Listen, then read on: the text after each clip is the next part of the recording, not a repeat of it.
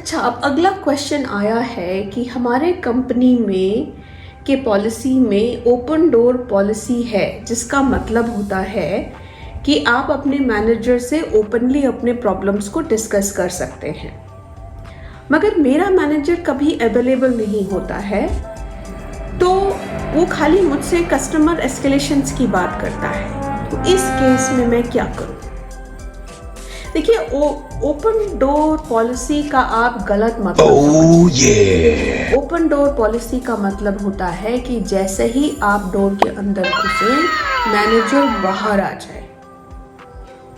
इसका मतलब है कि जैसे ही ओपन डोर होए, जैसे ही दरवाज़ा खुले, आप मैनेजर से बात करने के लिए अंदर जाएं, तो मैनेजर उस कमरे से बाहर चला जाए, क्योंकि उसका कैलेंडर ओपन नहीं है।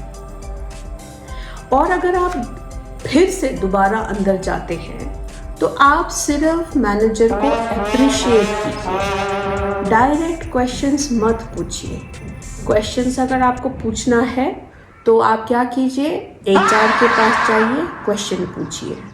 नहीं तो टूल में एक टिकट रेज कीजिए और वहाँ क्वेश्चन पूछिए। ओपन डोर पॉलिसी में आपको क्वेश्चन पूछना अलाउड नहीं है।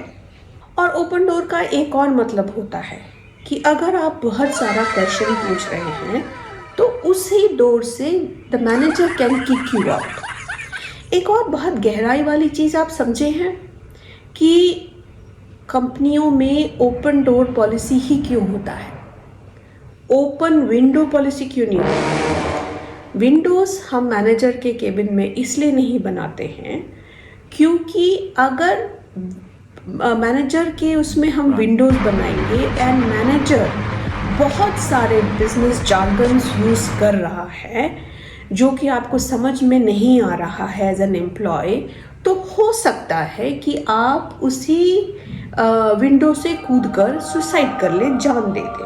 अब मेरे ख्याल से मेरे व्यूअर्स को अच्छे से समझ में आ गया होगा कि ओपन डोर पॉलिसी क्या है।